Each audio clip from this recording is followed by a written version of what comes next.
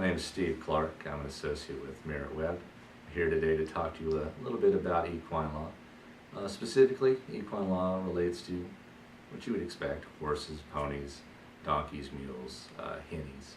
It does not cover alpacas or llamas. We don't have a North Carolina specific statute about either of those.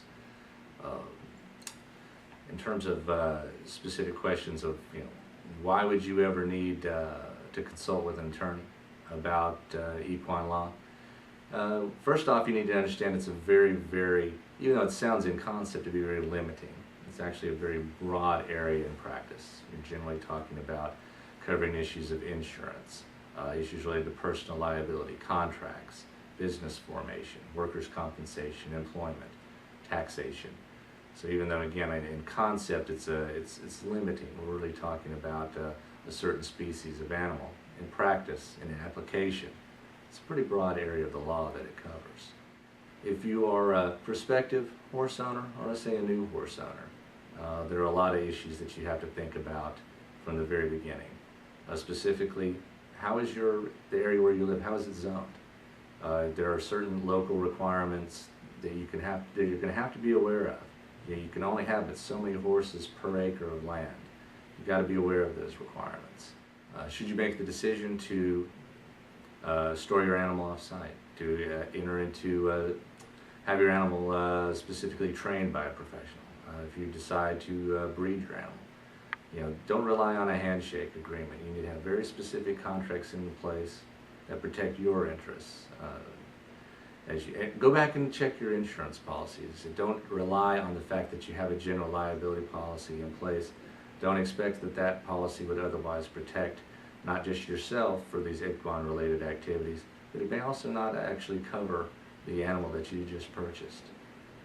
Now that you are, or let's say you've purchased a horse and you're allowing other people to come to the property to ride, for example.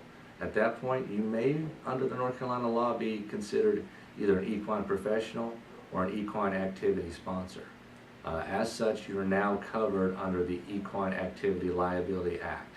This is a very specific law in North Carolina. You've got to be aware of what's in there. There are very specific requirements for contracts, signage that has to be posted around your property, where the horse is going to be ridden, where the horse is going to be kept, that warns the participant that there are inherent risks associated with equine activities.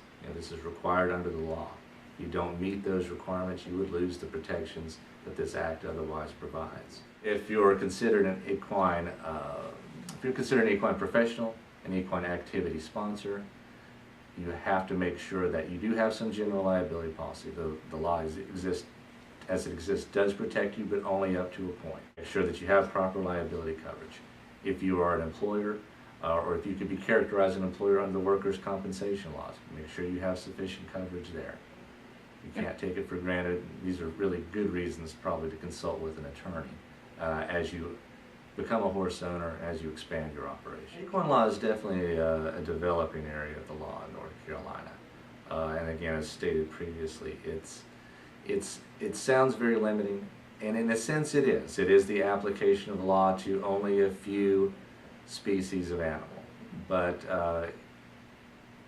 you do need to work with somebody that, it's not enough that they're familiar with contracts. It's not enough that they're familiar with issues of personal liability. It's not necessarily enough that they're familiar with issues of insurance. You have to understand how these issues interrelate to the equine industry, and be very specific and be very thorough in your knowledge of this Equine Activity Liability Act.